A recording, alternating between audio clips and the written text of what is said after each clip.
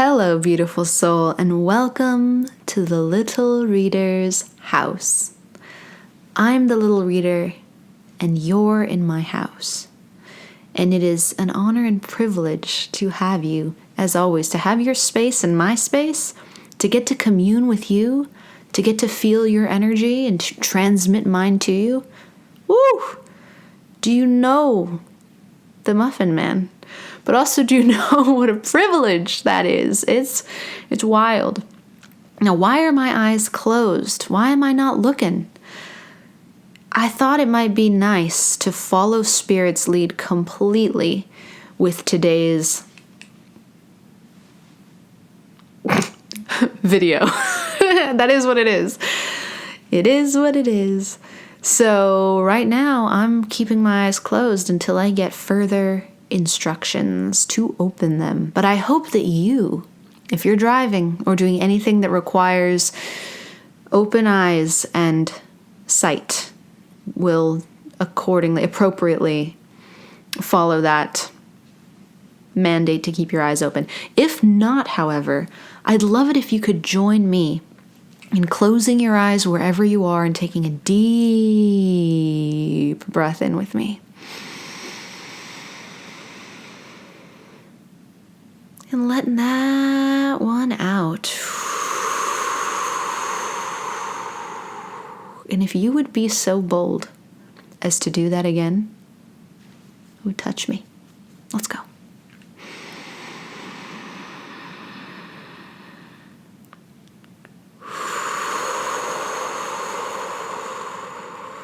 That is the good stuff right there.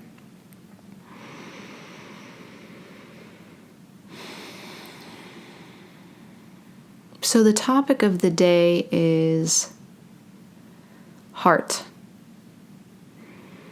Yours specifically. And now I'm going to go ahead and open my eyes, and you can do the same if you'd like. There you are. Look at you all. Perfect. Hello. Love, heart, love. I grabbed this rose quartz and I'm not going to let it go anytime soon. Everything in the systems of the modern world sits on a foundation of love. That's a funny thing because everything that we can perceive, that I can perceive, but I think the collective would be on board with this, about the systems that operate our world, monetary system, employment system,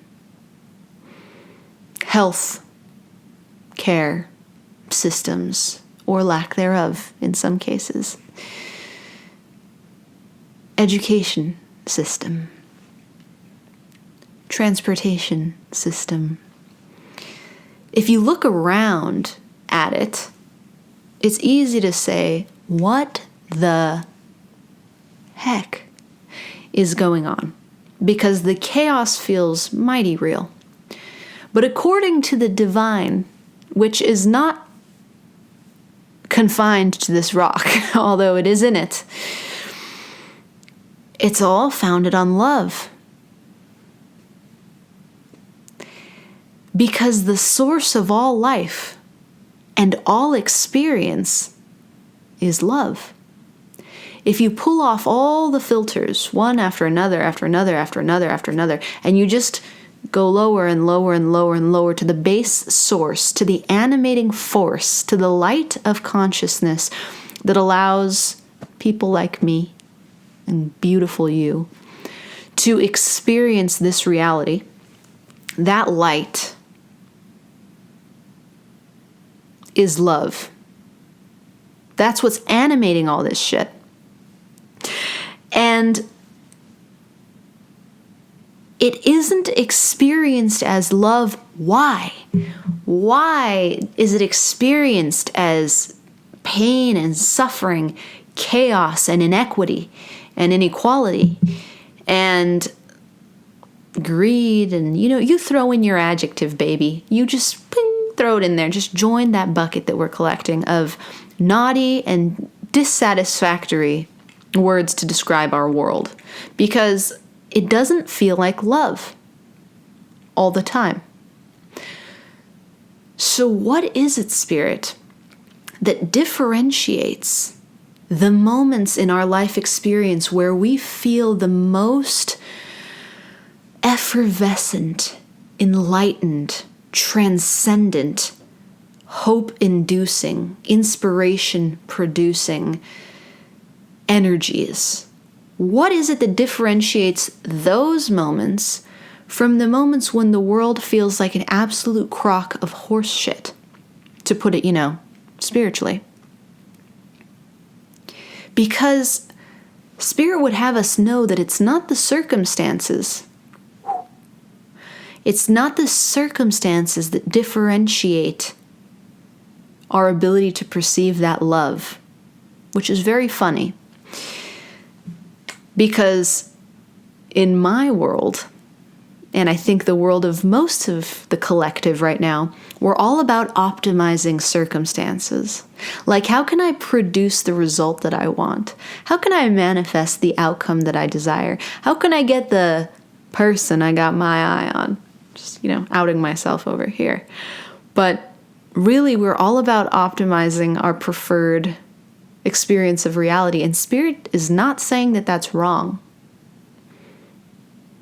Our desires are divine. We'll talk about that some other time. Not meant to rhyme. But Spirit is saying it's not about changing our circumstances to be able to experience the love that this universe is founded on. There are individuals who experience the profound bliss of existence, the profound bliss of every moment. They can get in touch with that universal love in any circumstance. Doesn't matter if they are behind some very corroded bars and have not eaten in a week, or if they are in a mansion getting their feet massaged by 10 people at the same time. They feel the bliss. They feel the love. There are individuals, there are beings in human form who are having that experience. What is it that differentiates them from a poor girl like me, or from the rest of the collective consciousness? Spirit is talking to us about internal optimization. There's a lot of closed-eyedness going on right now. So in a moment of channeling like this, I encourage you to take note of all the things about the environment, what you see of this video back there, what you see in the foreground, what you're seeing in your own atmosphere and room as you're watching this. Because when we channel, it all matters.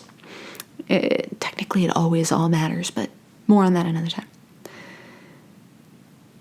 This closed-eyedness is indicative. It's a hint.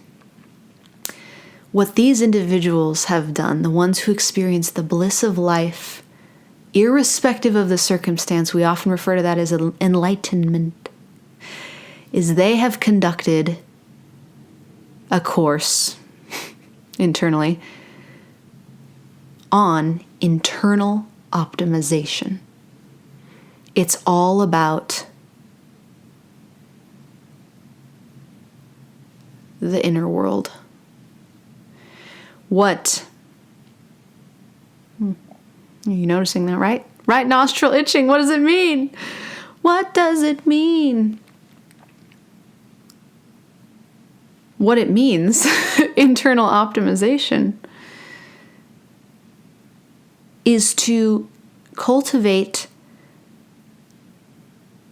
your inner world above anything going on in the external. I think that may be what a practical description of enlightenment is. Interestingly, here in the US of A, where I live, I actually live in Los Angeles, so I don't know where that accent came from, but we're channeling out here. Can't speak to the entire rest of the globe, although I have been popping around to different countries, hither and thither. But I know that there is an enormous focus on external optimization. And as one of my great professors at university would say, when it comes to behavior and the brain, there's something about a bidirectional relationship. What that means is you change one, you change the other. So we see this in cognitive behavioral therapy, for example. Psychology was my major, if you haven't guessed. In brain patterning and brain chemical makeup and brain scans, we can detect that when behavior is changed, there can actually be physical changes to the brain. Likewise, when physical changes to the brain are made, for example, with the help of medication or a substance, behavior changes. It's bidirectional. One affects the other. So similarly, Spirit indicates that there is a bidirectional relationship between changing your external circumstance and changing your internal circumstance. You change your internal circumstance and the external changes. You change your external circumstance and the internal changes. However, not everyone has the privilege of changing their external circumstance.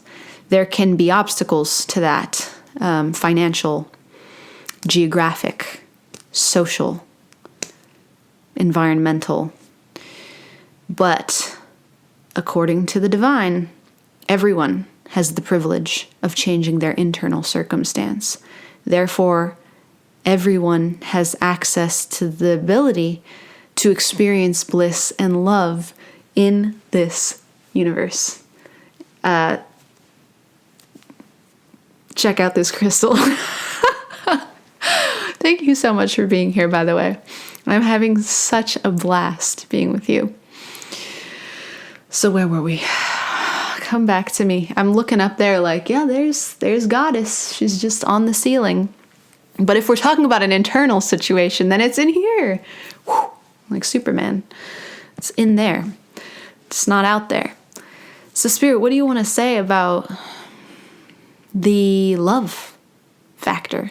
Is there a directive? I'm always so quick to I'm a Capricorn and all those things. Capricorn, like the big three are all Capricorn. So my go-to inquiry is always, how do we do something with this information? Like, let's make this practical, Spirit. Can you stop being so poetic and just give me a solution to my problems? And then Spirit always hits back with, what problems? And then I'm like, well, just put me in my place just like that. So that is a question, though. That is a genuine question. Is there an advice component to this for the beautiful soul who's watching? Cultivate your inner garden. Wow, poetry. Cultivate your inner circumstance. Change your inner circumstances. Optimize your inner world. Beautify your inner bedroom. Beautify your inner space. Water your inner plants. A lot of inner neglect going on in the present time.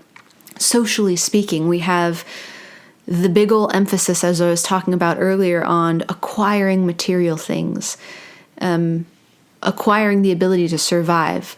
Okay, that is completely, both of those have their place because it is the human nature, human spirit,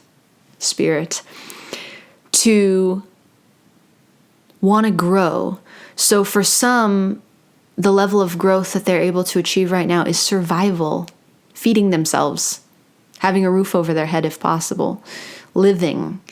For those who accomplish that, and we're talking Maslow's hierarchy of needs here, you're on to the next thing, and you're on to the next thing, and you're on to the next thing. So it makes sense that our attention is directed externally and it's directed outward. It also makes sense because that's how we're raised. I don't know about you. Taylor Swift is feeling 22 somewhere. I don't know about you, but I was not raised. No one took me by the hand and said, Amanda, I'm going to need you to focus on your inner world. Let me teach you how to regulate your nervous system real quick, girl. Okay, great. Now let's talk about meditation and breath work and some tools to keep you mellow at any given time. And Amanda, while you're, 5 and 6 in your premier development years, I'm going to teach you how to assess what emotion you're experiencing and connect that to a physical symptom potentially, and then communicate your need, whatever you need in that moment, to the caregiver closest to you. Yeah, I don't know about you, but no one taught me that. That was not my childhood experience. Yeah. So I say this to say, and I'm trying to make a case for the collective here, to the divine. We were not given the tools to deal with the onslaught of stimulation that comes from our external world. However, Spirit is assuring me in this very moment that if we're alive and breathing, have the ability to cultivate the bliss and the love that this entire experience is founded upon within ourselves. And when we cultivate that love for ourselves, we can then be able to have a blissful experience no matter what's going on. And it's going to be one of those things where you don't realize what the value of that is until you experience it. Man, thank you for that. I can speak to that so personally because I hear a car revving its engine outside and it's very entertaining. Wow, I hope you can hear it too because it's worth hearing. They're putting in the work. I can speak personally too, not understanding the value of, it felt like a trope. Trope's not quite the correct word. It felt like idiom's not quite right either, but just something that people say in the spiritual community and in ancient spiritual texts. Like, I'm dissing the Bhagavad Gita right now, not really dissing it, but I'm saying that I historically have read about bliss and was like, ha ha ha, bliss. When I was in my law of attraction days, when Abraham Hicks was booming and The Secret was blaring, and that was like the wave, I remember thinking, bliss my ass. I want to manifest what I want to manifest, and you can't tell me that I won't be blissful if I don't get what I want. That is how I'm going to be blissful. So sorry for yelling in your ear there. Love you dearly and kiss for your ear. Yeah. So I know that sounds really, almost patronizing to be like, oh, bliss, darling, like bliss. You're going to experience bliss and you won't want anything anymore. Yeah, I know how that sounds. But then, cut to later in the spiritual journey, your girl experiences some bliss and it's like, whew, material world, what? Take it all away and just put me back into that dimension. So, take it from a human being who has experienced all of that. Now, Spirit, what would you say to somebody who is still desiring what they desire? Because there's absolutely nothing wrong with desires. As we said earlier, desires are divine. And maybe we are going to talk about that a little bit today. But what do you say? Spirit and love?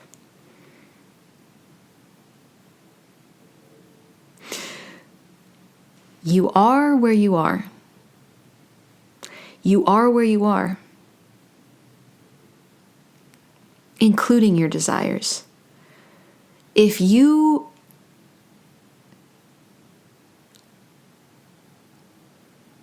want to manifest certain things and you believe that changing your external circumstances is going to be the secret to your happiness and fulfillment, then honor that. If that's where you are, honor it, don't doubt it, run for it, align with it, do what you've got to do. If you suspect that cultivating a rich inner world of love in your heart,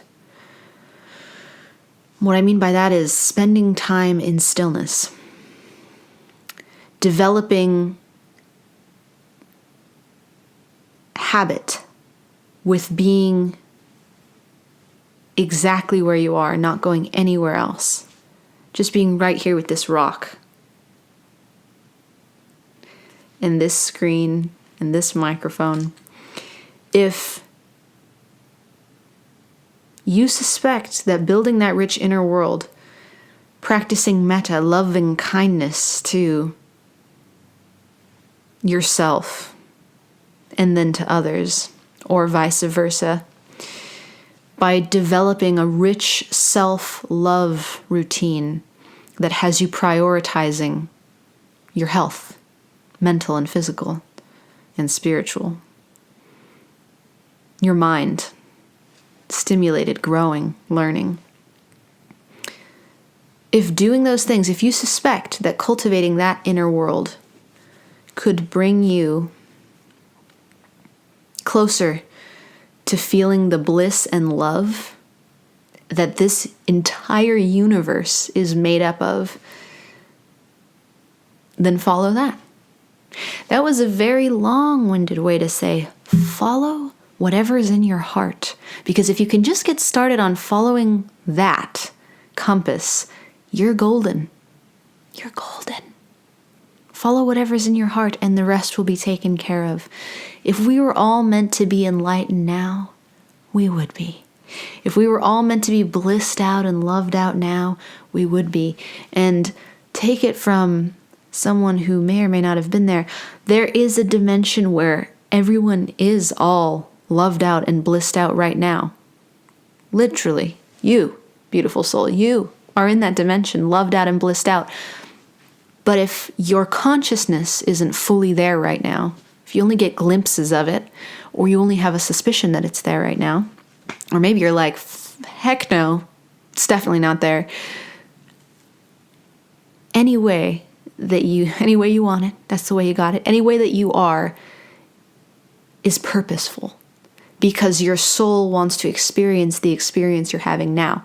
So what I'm saying is we don't need to try to get away from anything. And what Spirit's saying is, when this is kind of a consistent instruction for me, I don't need to give you a teachable moment right now or an action item, send you on your way and like, go do this.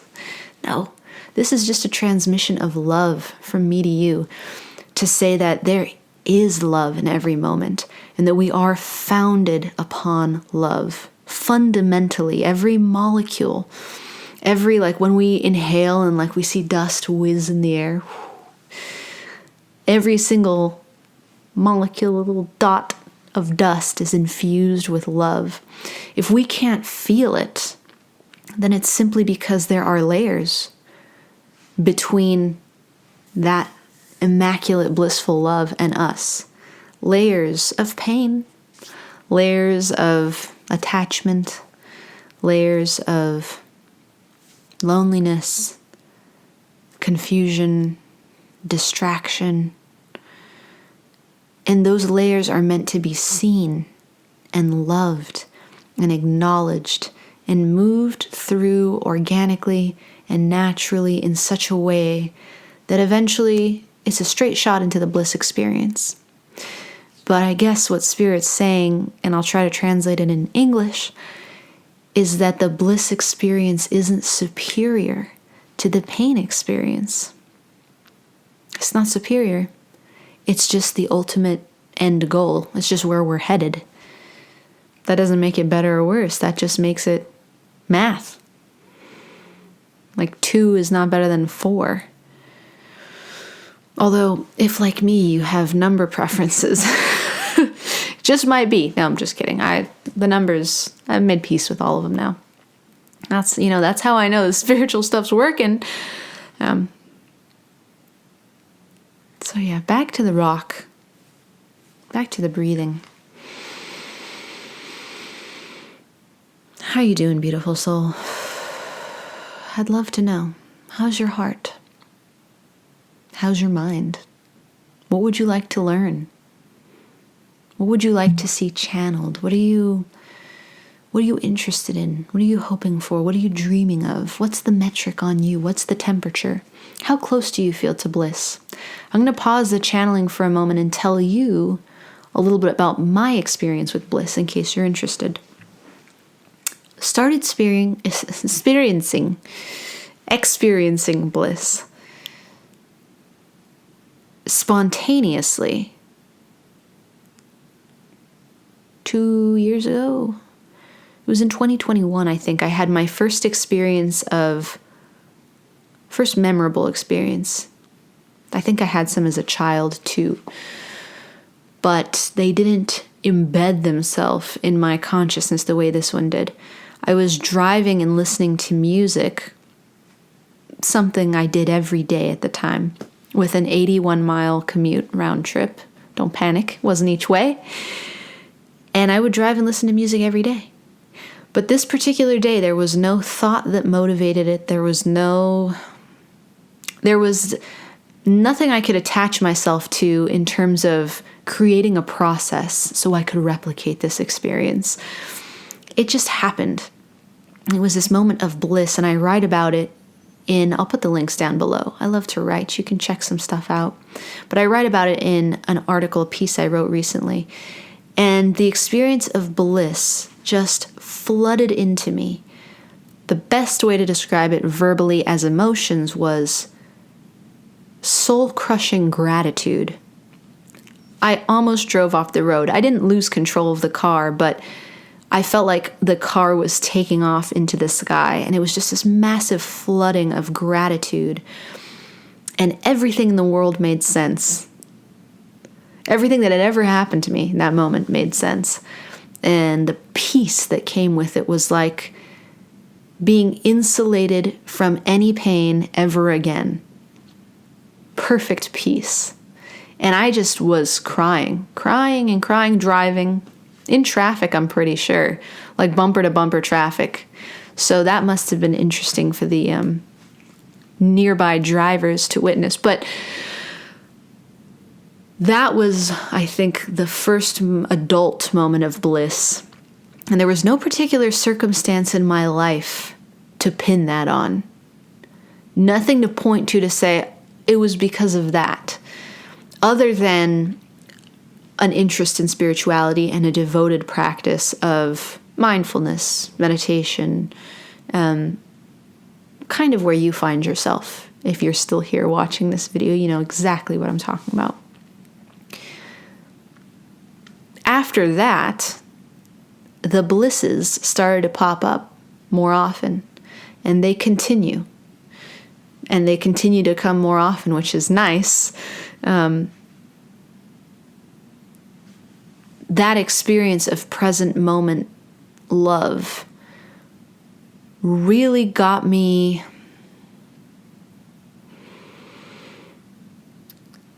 first of all, it felt very rewarding as what one might call the fruit of a spiritual practice, but also it felt very informative. And as I continue to progress in the worlds of both channeling, tarot, communing with extra-dimensional, if you would call them, or interdimensional beings, which is another way to say tuning into other intelligences, basically being in the realm of mind and switching the channel to frequencies that you wouldn't normally find unless you were actively looking for them, and then communing with the intelligences and the information you find in those frequencies. That's what I mean when I say that. Well, if you're interested in that, we can talk more about that another time. But as I continue to do that over here, and then also meditating, breathing, mindfulness, loving kindness, service, like this,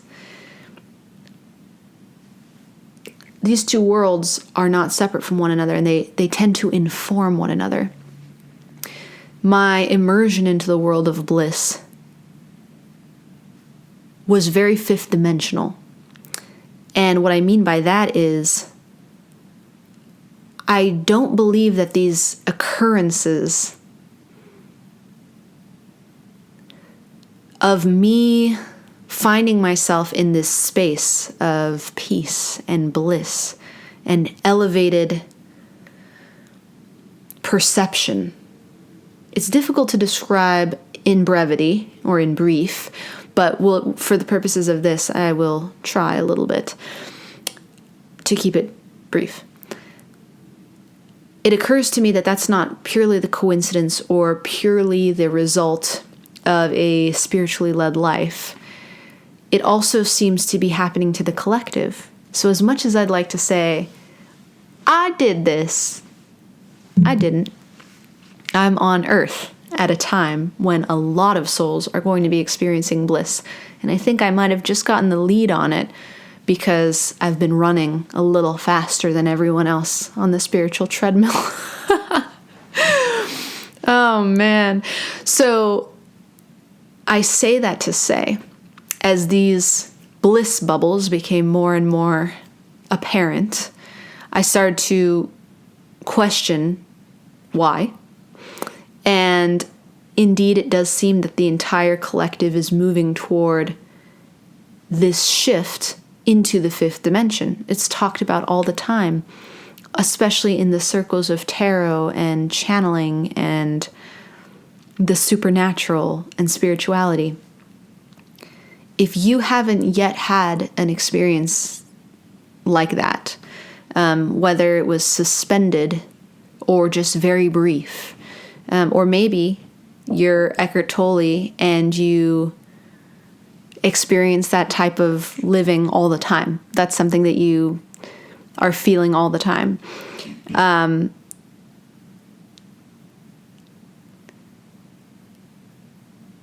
It's coming. And it is, as previously stated, the destiny of the human experience. There are, however, ways to facilitate that easily and to enjoy the journey of it instead of fighting tooth and nail to just jump into that fifth dimension. Something that Spirit wants to communicate is that the great awakening of consciousness that is continually referenced inside and outside of spiritual circles, it's inevitable,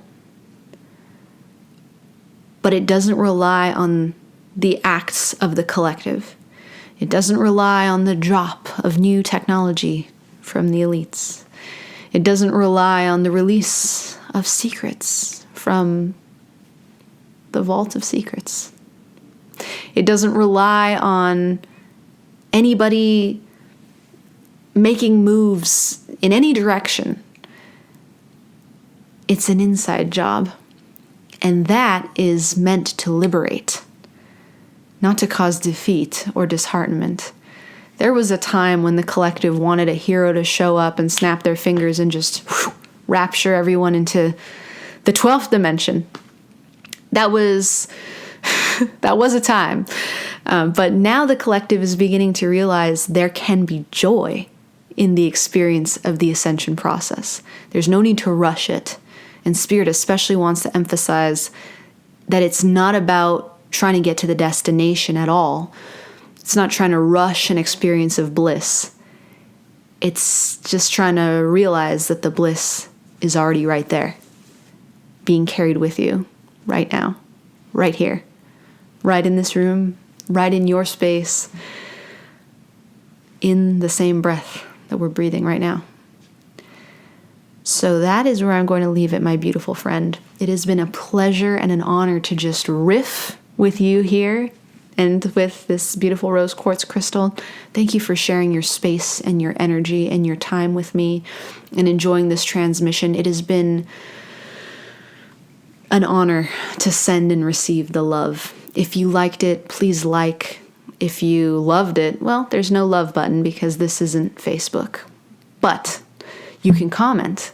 And if you really, really loved it, you're welcome to subscribe and come back to the Little Reader's House anytime you want. I'll put some links down below if you want to know more about me or read some of my writings. And until we meet again, beautiful soul, I am sending you all the love I've got. Bye for now.